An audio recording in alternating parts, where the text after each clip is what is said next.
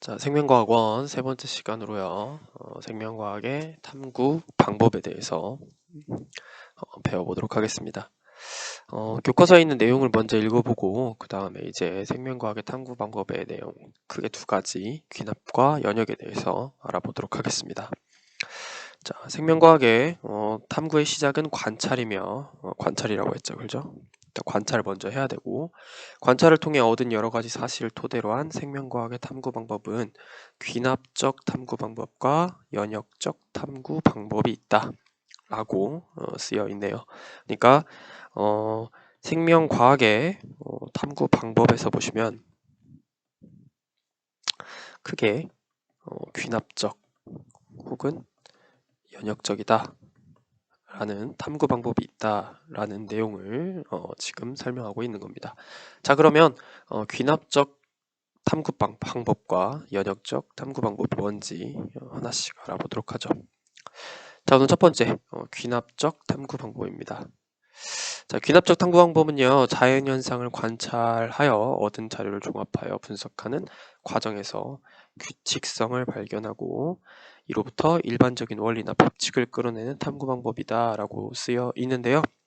일반적으로 우리가 경험적으로 뭔가를 이제 판단을 할 때 쓰이는 방법이 일반적으로 귀납법입니다. 무슨 말이냐면 우리가 끝없이 관찰하고 경험하고 이런 결과들을 분석해서 이렇구나 라는 규칙성을 발견하고 이것을 일반화시키는 방법이다. 이게 귀납법이다 라는 것이 귀납법의 내용입니다. 그러니까 결국에는 귀납법이라는 거는 우선 관찰을 하겠죠. 관찰해서 관찰 내용을 분석하고 이 분석한 내용에서 규칙성을 찾고 이 규칙성을 특정 일반화된 명제로 표현하는 것, 이것을 귀납법이라고 얘기를 합니다. 자, 그럼 귀납적 탐구 방법에서 귀납이란 말이 뭐냐? 라는 그것부터 한번 알아보도록 하죠. 귀납입니다. 귀납이란 개념 자체가 개별적인 특수한 사실이나 원리로부터 그러한 사례들이 포함되는 좀 더 확장된 일반적 명제를 이끌어내는 것. 그러니까 하나의 사실 이런 것들을 이제 여러 사례들을 관찰을 하는 거예요. 그걸 통해서 규칙성을 발견하고 그걸로부터 일반적인 명제를 이끌어내는 것이다. 즉 일반화시키는 것이다 라는 겁니다. 예를 들어 볼까요? 우리가 알고 있는 세포설 같은 경우는 이런 귀납법에 의해서 만들어진 내용인데요. 예를 들어 우리가 여러 생명체들을 관찰했습니다. 여러 생명체들을 이렇게 관찰을 했어요. 그랬더니 쭉 관찰해 보니까 얘네들이 전부 다 뭘로 이루어져 있느냐? 세포로 이루어져 있네요. 그러면은 사람들이 이렇게 얘기할 수 있죠. 이런 개별적인 특수한 사실이나 이런 사례들을 계속 관찰했더니 모두 세포로 만들어진 규칙성을 갖고 있더라. 그래서 일반화된 명제. 생명체는 세포로 구성되어 있구나 라는 식으로 우리가 이렇게 그 결론을 내릴 수가 있는 거죠. 이게 세포설, 즉 귀납법에 의한 방법입니다. 귀납법이란 내용은요, 우리가 그 수학적 귀납법에 나오는 그런 사례와도 똑같습니다. 그 귀납이란 말이 같은 의미로 사용되고 있습니다. 네. 그래서 여러분 책에 나와 있는 귀납적 탐구 방법의 과정은요, 관찰을 한 다음에 그걸 통해서 해석을 하고 결론을 도출해서 일반화시킨 명제를 만들어내는 것이다 라고 이해하시면 되겠습니다. 우리가 앞에서 이제 귀납적 탐구 방법도 있고 이제 그 다음이 연역적 탐구 방법이라고 했는데요. 이게 오늘 내용의 핵심이라고 볼 수가 있겠습니다. 귀납과 비교해서 뭐가 다른지 한번 얘기를 한번 해보겠습니다. 자, 한번 읽어볼게요. 자연현상을 관찰하면서 생긴 의문의 답을 찾기 위해 가설을 세우고 그 다음에 체계적인 검증을 통해 결론을 얻는 탐구 방법이다. 뭐가 다른지 한번 연역이란 말이 뭔지 한번 찾아보고 그 다음 얘기해 보도록 하죠. 연역입니다. 자, 하나 또는 둘 이상의 명제를 전제로 하여 명확히 규정된 논리적 형식에 의해 새로운 명제를 결론으로 이끌어내는 것. 너무 어려우니까 너무 어려운 말이니까 사례를 한번 얘기를 해볼게요. 자, 여기는요 하나 또는 둘 이상의 명제를 전제로 하여라는 얘기가 있죠. 그러니까 예를 들어 A는 B이다 라는 우리가 사실을 이끌어냈습니다. 당연히 이 사실은 관찰에서 이끌어냈겠죠. 연역이든 귀납이든 관찰에서 이런 사실을 이끌어냅니다.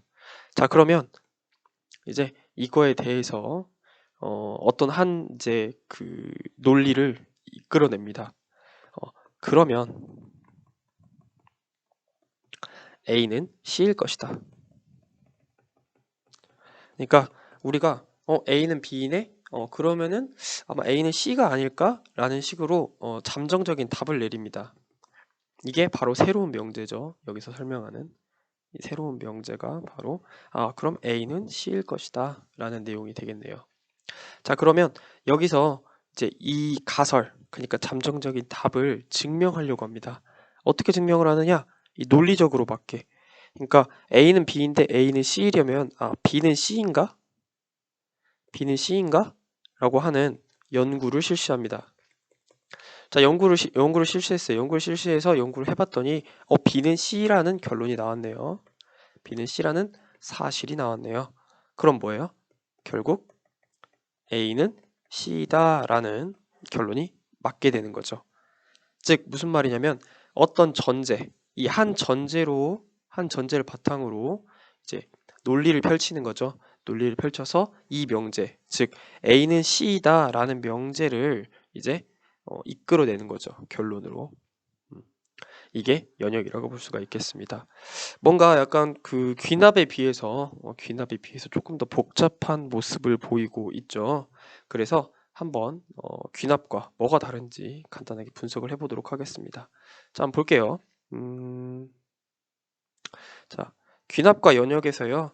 A는 C라는 주장을 증명하는 것을 한번 같이 비교를 해봐서 비교를 해보면서 얘기를 해보도록 하죠. 자, 보겠습니다. 자, 이렇게 나눠가지고요. 자, 이쪽은 귀납의 논리를, 이쪽에는 연역의 논리를 한번 펼쳐보도록 하겠습니다. 자, 일단 주장입니다.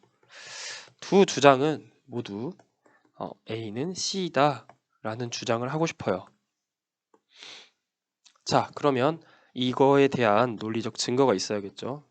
이 귀납과 연역은 전부 다 논리를 펼치는 방법 중에 하나니까요. 자, 그러면 귀납부터 보도록 할게요. 귀납은요, A는 C인 사실을요 찾아내요. 쭉 찾습니다. 혹은 뭐 B는 C인 사실, 뭐 이런 걸 찾겠죠. 어쨌든 A는 C인 사실을 A는 C인 사실 혹은 사례가 닿겠네요. 자, 이런 사례를 쭉 찾습니다. 자, 그러면 얘네들에서 규칙성을 찾아요. A는 C네. 그러면은 뭐야? A는 C인 사례가 너무 많네. 그러면은 결국엔 뭐야? A는 C구나. 라고 하면서 1번화 시킵니다. 앞에서 배운 연역의 관점에서 보면요. 얘는 개별 사실이에요.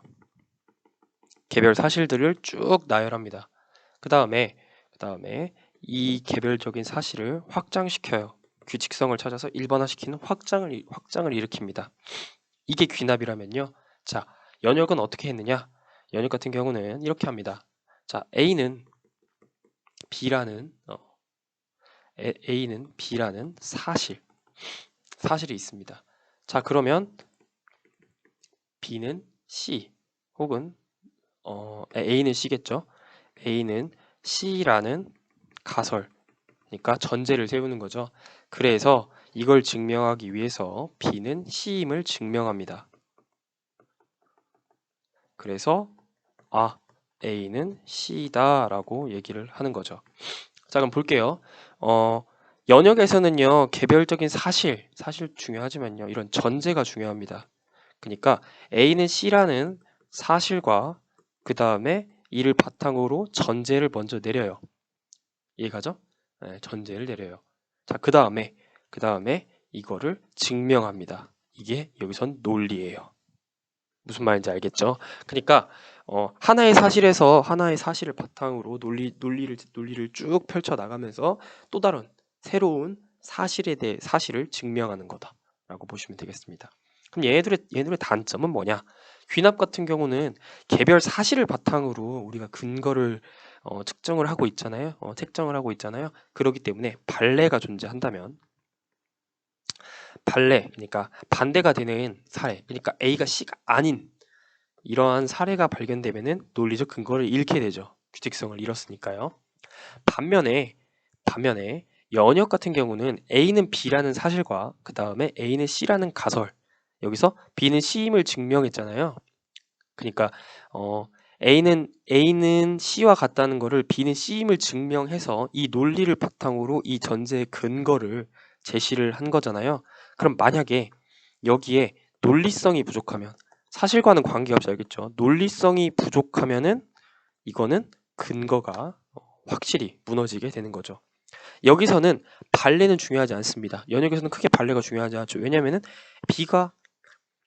A는 B이고 B는 C이기 때문에 A는 C이다 라는 거를 증명하기만 하면 되니까요. 여기에 대한 반례, A가 C가 아니라는 건 크게 그 영향을 미치지 않겠죠. 이게 귀납과 연역의 차이라고 보시면 되겠습니다. 조금 어려울 수 있는데요. 이제 조금 더 그냥 그 여러분이 귀납과 연역이 어떤 차이가 있는지 그거를 알려드리기 위해서 이렇게 비교를 해봤습니다. 정리하면 귀납은 관찰을 통해서 분석을 하고 이를 통해서 이걸 규칙성을 찾고 이것을 일반화시키는 걸 귀납이라고 하지만 연역 같은 경우는 하나의 사실을 전제로 해서 그 가설이라고 하는 전제를 세우고 이 전제를 증명해서 새로운 사실을 만들어내는 것, 이것을 연역이라고 하는 거죠. 많은 과학적 그 사실들이요, 귀납과 연역을 통해서 만들어지고요. 이게 이제 섞여서도 가끔 나오기도 합니다. 어찌됐든 그 중에서 연역이라는 건 조금 더 복잡하기 때문에 연역적 탐구 방법의 요소들을 좀 더 설명을 해보고요. 좀 더 내용을 깊게 들어가 보도록 하겠습니다. 자, 연역적 탐구 방법의 요소는요, 크게 세 가지가 있습니다. 우리가 앞으로 배울 내용이라고 볼 수가 있겠죠. 세 가지. 연역적 탐구의 과정, 그 다음에 변인, 대조군과 실험군이라고 있습니다. 이 내용들은요, 과정에 대한 내용이니까요. 여러분이 이 과정에서 그 각각을 어떻게 하면 이제 좀 더 합리적이고 논리적으로 증명할 수 있는가에 대한 내용들입니다. 네, 우선 과정부터 보도록 하죠. 자, 과정입니다. 과정은요, 관찰, 문제인식, 가설 설정, 탐구 설계 및 수행, 결과 정리 및 분석, 결론 도출, 일반화 순서입니다. 한번 세 번씩 읽어볼게요. 다시 한번. 관찰, 문제인식, 가설 설정, 탐구 설계 및 수행, 결과 정리 및 분석, 결론 도출, 일반화입니다. 이 과정 여러분 혼자서 한번 더 읽어보시고 다음으로 넘어가도록 하죠. 자, 과정을 하나하나 보도록 하겠습니다. 우선 첫 단계입니다. 관찰과 문제 인식입니다. 관찰은요, 귀납이나 연역이나 모든 자연현상을 살피는 것이 가장 기본이죠, 탐구에. 그 다음에 왜라는 질문은, 그러니까 관찰을 했는데 왜 그러지? 라는 질문을 하는 거죠. 이게 문제인식입니다. 그렇게 어렵진 않죠. 자, 그러면 이제 이 문제를 인식하는데요. 이 문제를 인식하는데 이제 이거에 대한 전제, 그러니까 어떤 그 잠정적인 답을 내리는 게 연역의 핵심이라고 얘기를 했었죠. 네, 그게 가설이라고 얘기를 합니다. 즉, 가설이라는 건 관찰을 통해서 인식한 문제를 해결하기 위한 잠정적인 답이다. 이게 핵심이죠. 잠정적인 답입니다. 네, 이게 바로 이 가설이라는 것이 바로 우리가 연역의 핵심이라고 볼 수가 있겠습니다. 우리가 알고 있는 귀납에서는요, 가설이라는 개념이 없습니다. 왜냐면 어떤 사례를 바탕으로 규칙성을 찾아야 되는 거니까요. 근데 아니에요, 연역은. 연역의 핵심인 잠정적인 답인 가설은 연역에만 존재한다라는 겁니다. 보통 연역 같은 경우는 이런 형태를 띠고 있습니다. 만약에 뭐뭐라면 뭐뭐할 것이다. 이런 식으로요. 만약에 뭐뭐라면 뭐뭐할 것이다. 보통 이런 형태의 가설을 채택하고 있죠. 자, 다음 탐구 설계와 수행입니다. 자, 우리가 앞에서 잠정적인 답을 내렸으니까요. 답을 내렸으니까 이를 검증해야겠죠. 논리적으로. 논리적으로 이게 맞는지 검증하기 위해서 탐구를 설계하고 수행합니다. 그래서 이 탐구에서 설계하고 수행을 하기 위해서요. 우리가 앞에서 설명한 이 두 가지 요소가 쓰입니다. 변인과 대조군과 실험군. 네. 여기서 이제 이런 변인을 통제하기도 하고요. 그 다음에 대조군과 실험군을 설정하기도 합니다.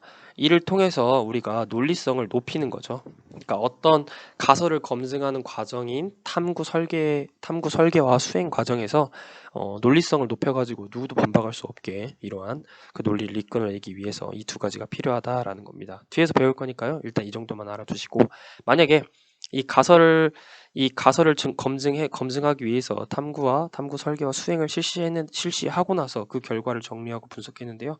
가설이 옳으면 이쪽 길로 빠지는 거고, 가설이 옳지 않으면 애초에 이 전제, 그러니까 잠정적인 답 자체가 틀렸다고 볼 수가 있겠죠. 그러니까 가설을 다시 설정하면 됩니다. 이 내용인데요. 결과 정리 및 분석 혹은 결론 도출 일반화와 가설 수정, 네, 이렇게 나와 있는데요.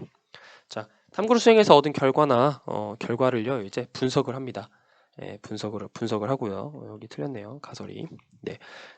만약에 이 처음 설정한 가설이 옳지 않다. 그러니까 우리 결과를 분석해봤는데 가설이 옳지 않네? 탐구를 수행하고 보니까 옳지 않았네? 라고 하면은 다시 가설을 수정하고 다시 이 단계를 반복합니다. 이 단계를 이렇게 반복하면 됩니다. 반대로 가설이 옳다고 판단하면요 결론을 도출하고 결론 도출과 일반화 단계로 넘어가면 돼요. 이런 식으로 2단계로 넘어가면 되는 거죠. 그러니까 내가 잠정적인 답을 내리고 그거를 증명하기 위해서 탐구 설계를 수행했는데 틀렸네? 그러면은 가설이 잘못된 거고 가설을 수정하고요. 맞으면은 일반화 시키면 되는 거죠. 자, 그러면 우리가 탐구 설계와 수행 과정에서 변인 통제와 대조군 실험군이라는 게 필요하다라고 했습니다. 논리적으로 우리가 논리적이고 과학적인 탐구 방법이 진행이 돼야 되니까요. 그 과정에서 변인이란 말이 나옵니다. 여러분 책에는요 실험에 관계되는 요인들을 변인이라고 하는데 라고 하면서 변인의 개념이 나와 있죠. 그죠? 네, 변인. 이 변인은 이제 크게 두 종류가 있는데요. 알겠죠? 두 종류가 있는데 한번 보도록 하겠습니다. 자, 변인에는 크게 두 종류가 있습니다. 독립변인과 종속변인이 있습니다. 간단하게 여러분이 이해하기 쉽게 하기 위해서요. 얘는 어떤 결과에 영향을 미치는 원인이라고 볼 수가 있고요. 얘는 결과라고 볼 수가 있겠습니다. 일종의 실험 결과고요. 원인이라고 볼 수가 있겠습니다. 이해가시죠? 자, 그래서 실험 결과에 영향을 미칠 수 있는 요인, 독립변인이고요. 이 독립변인의 영향을 받아서 변하는 요인을 종속변인이라고 얘기를 합니다. 그러니까 내가 어떤 실험을 하기 위해서 알겠죠? 이것도 해보고 저것도 해보는데 그런 원인들이 독립변인이라면 그걸 통해서 나오는 실험 결과가 종속변인이라고 할 수가 있겠습니다. 이 독립변인에는요 크게 두 가지가 있습니다. 통제변인과 조작변인이 있는데요. 통제변인 같은 경우는 일정하게 유지시켜야 된다. 일정하게 유지하는 변인이 있고요. 그 다음에 실험에서 의도적으로 변화시키는 변인을 우리는 독립변인이라고 얘기를 합니다. 좀 어려우니까요. 여기서 한번 정리하면서 조금씩 써보도록 하겠습니다. 자, 아까 변인. 우리가 알고 있는 변인 크게 두 종류가 있다고 했죠. 그죠? 하나는 독립변인, 또 하나는 종속변인이라고 얘기를 했습니다. 아까 말씀드린 대로 독립변인은요 실험에 영향을 미치는 원인이라고 한다면 종속변인은 실험의 결과다라고 제가 설명을 해드렸죠. 자, 그래서 이 실험에 영향을 미치는 요인이 크게 두 가지가 있는데요. 통제변인 그리고 조작변인 있습니다. 간단하게 말하면요, 통제변인은 모든 실험에서 항상 같게 유지시켜야 되는 거. 조작변이는 이 실험에서 서로 다르게 놔야 되는 조건들이라고 보시면 되겠습니다. 그러니까 같게 만들어줘야 되는 조건과 다르게 만들어줘야 되는 조건이라고 하는 거죠. 그리고 이를 통해서 나온 실험 결과를 종속변인이라고 합니다. 예를 한번 들어보죠. 자, 우리가 어떤 가설을 증명하기 위해서 탐구 설계 과정에서 우리가 변인을 사용을 하게 되는 거잖아요. 그러니까 예를 들어 이런 예를 들어 A라는 약이 있어요. A라는 약은 코로나 증상을 완화한다. 자, 이런 가설을 증명해보고 싶어요. 그러면 이 약을 실험할 수 있는 사람들을 쭉 찾아야겠죠. 그렇죠? 네. 그러면은 모두 똑같이, 그러니까 모두 이 실험을 하기 위해서는 알겠죠. 이 실험을 하기 위해서는 코로나 증상이 있는 사람을 찾아야겠죠. 그래야 코로나 증상 완화를 볼 수 있으니까요. 그죠? 이렇게 모두 똑같이 유지시켜야 되는 거. 같은 조건. 이게 바로 통제 변인입니다. 모두 같게 유지를 해야 되잖아요. 그죠? 자, 그리고 다르게 해야 되는 거. 그러니까 흔히 말하는 위약군이라는 걸 보통 이제 실험에서 하는데요. 그냥 밀가루 약을 줘요. 혹은 비타민 약을 주고 이에다가는 A를 줘요. 그러니까 서로 코로나 증상이 있는데 알겠죠? 1에다가는 밀가루 약을 주고 2에다는 A를 줍니다. 그랬더니 얘는 완화가 되지 않았고 얘는 완화가 됐습니다. 즉 이러한 통제 변인과 조작 변인에 의해서 나타난 실험 결과인 종속 변인이 바로 결과가 되겠죠. 이해가시죠? 자, 그러면 통제 변이는 뭐냐? 그러면 여기서 통제 변이는 이렇게 얘기할 수가 있겠네요. 통제 변이는 코로나 증상의 여부. 그러니까 모두 같아야겠죠, 그죠? 자, 그 다음에 조작 변이는요 뭐예요? 조작 변이는 A 투여의 여부겠죠. A를 투여해보고 투여해보지 않은 거. 그 다음에 결과는 뭐예요? 완화 정도. 이렇게 보시면 되겠네요. 이해 가시나요? 네. 조금 더 그 변인이라는 개념 자체는요. 물론 확실한 정의를 아는 것도 중요하지만요. 이런 식으로 뭐가 통제 변인이고 뭐가 조작 변인이야 하는구나라는 걸 여러분이 알아내시는 게 가장 중요합니다. 다시 한번 얘기하면요. 변이는 크게 독립과 종속이 있지만 독립은 실험 결과에 영향을 미치고 종속은 영향을 받아 변하는 실험 결과이다. 그리고 독립 변이에는 똑같이 유지시켜야 되는 통제와 그 다음에 다르게 해야 되는 조작 변인이 있다. 다음 마지막으로 실험군입니다. 실험군이요. 자, 실험군은요 우리가 이미 앞에서 설명을 했습니다. 탐구를 수행할 때는 대조군과 실험군을 설정해야 돼요. 그래서 타당성을 높여야 된다라는 얘기를 여기는 표현을 하고 있네요. 아까 볼까요? 아까 우리가 만약에 알겠죠? 만약에 우리가 실험을 이렇게 했다고 해봐요. 아까 코로나 증상이라고 했잖아요. 그죠? 그래서 모든 코로나 증상을 가진 사람들한테 전부 다, 그러니까 밀가루약을 안 주고 알겠죠? 일부는 밀가루약을 줬잖아. 근데 A를 주고 완화됐어요 라고 이렇게 얘기를 할 수도 있죠. 자, 그러면 이렇게 하면요 어떤 질문이 들어오냐면은 이거에 대해 타당성을 증명해 줄 수가 있어요. 타당성에 대한 문제점을 제기할 수가 있습니다. 여러분이 생각하기에 통제 변인과 조작 변인을 정확히 설정을 했고 알겠죠? 그래서 결과 종속 변인이 나왔는데 이게 뭐가 문제냐라고 하면요 이런 비판, 예를 들어 이런 비판이 나올 수가 있죠. 자연 치유된 거 아니야? 그냥 알아서 그냥 자연 치유된 거 아니야? 이렇게 여러분이 생각을 할 수도 있잖아요. 그죠? 네. 이런 비판들 때문에 이 타당성을 높이기 위해서 대조군과 실험군을 설정해야 됩니다. 그러니까 아까 제가 처음에 설정을 한 대로요. 이렇게 설정을 하면 되겠죠. 자, 두 개의 그룹을 나눠요. 1그룹과 2그룹을 나눠서 둘 다 증상이 있어요. 둘 다 증상이 있는 사람 100명.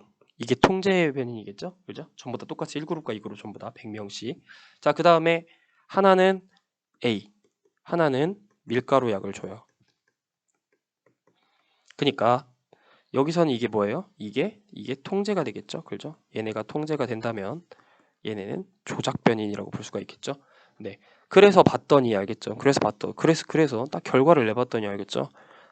결과를 내봤더니 완화가 80명이었고 그 다음에 완화되지 않은 사람이 20명, 완화된 사람이 20명, 완화되지 않은 사람이 80명이에요. 자, 그러면 이런 결과를 바탕으로 알겠죠? 이런 대조 실험, 그러니까 여기를 대조군이라고 했겠죠, 그죠? 아무 처리하지 않는 거 대조군, 여기는 실험군. 반대로 했네. 맞죠. 이렇게 실험군과 대주군이라는 걸 나누면서 알겠죠? 실제 그러니까 조작을 가한 얘네를 실험군이라고 합니다. 이렇게 했을 때 자연 치유율은 20%인데 여기서 약을 쓰니까 80%까지 올라갔다. 그래서 A는 이러한 대조군을 바탕으로 봤을 때 완화의 효과가 있다라고 우리가 얘기를 할 수가 있는 거죠. 생각보다 여러분이 당연히 논리적으로 생각하는 이런 내용들도요. 이렇게 하면은 안 되는구나. 뭘 설정해야 된다? 대주군과 실험군을 설정해야 된다라는 내용을 설명하고 있는 겁니다. 자, 그래서요, 이걸 이제 분석을 하려고 하는데요. 그렇게 막 미친 듯이 어렵지 않습니다. 여러분 책에 나와 있는 내용을 바탕으로 볼게요. 읽어보겠습니다. 민주는 배즙에 단백질을 분해하는 물질이 들어있다. 이게 그러니까 느낌상으로 보면은 배즙에 단백질이 들어가는 물질이 들어있다. 이거를 증명하기 위해서잖아요. 이걸 증명하려고 실험한 거잖아요. 이게 가설이 될 수가 있습니다. 자, 그 다음에 이것을 확인해 보기 위해서 알겠죠. 같은 물질을 같은 양씩 넣고 37도에서 일정한 시간 동안 이게 뭡니까? 우리가 알 수 있듯이 모두 같게 유지시켜야 되는 거. 얘네가 뭐예요? 이게 통제가 되는 거죠. 이게 통제 변인이에요. 이해 가시죠? 자, 그럼 이거를 한번 실험을 했는데요. A와 B로 나눴네요. 그죠? A와 B로 나눴을 때 여기서 보시면은 둘 다 똑같이 달걀 흰자라고 하는 통제 변인을 똑같이 넣었어요. 그죠? 이게 통제야. 이게 통제입니다. 자, 근데 다르게 는 게 있죠? 다르게 는 거 이게 뭐예요? 하나는 증류수고 하나는 배즙을 넣었네요. 그죠? 이게 뭐예요? 이게 조작 변인이라고 볼 수가 있겠습니다. 자, 그때 우리가 자연 상태로 그러니까 아무런 조작을 가하지 않은 애들을 우린 대조군이라고 했죠. 얘가 대조군이 되겠네요. 그리고 얘는 실험군이 되겠네요. 이해가시죠? 네. 그래서 이렇게 우리가 실험군, 대조군, 조작 변인, 통제 변인 이거에 따라서 나오는 결과 그럼 뭐예요? 달걀 흰자. 그러니까 달걀 흰자의 분해 정도. 이게 뭐예요? 이거에 따른 종속 변인이 되겠죠. 이해가시죠? 네. 그리고 조작 변인은 배즙의 유무가 되겠네요. 이게 조작 변인이 되겠죠. 이해가시나요? 네, 이런 식으로 해서 우리가 대조군, 변인과 대조군, 실험군을 이렇게 분석할 수가 있습니다. 자, 여기 나와 있는 또 다른 내용이 있습니다. 여러분 교과서에 나와 있는 이 내용은요, 여러분이 한번 직접 해보도록 합시다. 오늘 강의가 길었는데요. 이거를 이제 우리가 수업 시간에 직접 한번 연습을 해보고 이런 시간을 갖도록 하겠습니다. 자, 간단하게 정리하면요. 우리가 과학적 탐구 방법에는 귀납과 연역이 있다라는 얘기를 했고요. 그 다음에 얘네들의 큰 차이는 가설의 유무다라고 제가 설명을 해드렸죠. 그죠? 그래서 귀납은 관찰을 통해서 규칙성을 찾고 일반화를 하는 방식이라면은 연역은 그 과정이 이런 식으로 관찰을 통해서 문제 인식을 하고 가설이라는 잠정적인 답을 내려서 이거를 이렇게 증명을 하는 과정을 거쳤고요. 이 과정에서 우리가 변인을 통제하고 변인을 관리하고 그 다음에 우리 대조군과 실험군을 설정했다라는 내용을 설명을 했습니다. 강의가 길었는데요. 해당 내용 여러분이 한번 직접 한번 해보시고요. 한번 적용을 해보시고 잘 기억을 하셔서 좋은 점수 많은데 도움이 될 수 있도록 했으면 좋겠습니다. 자, 이것으로 생명과학의 탐구 과정에 대한 강의를 마치도록 하겠습니다.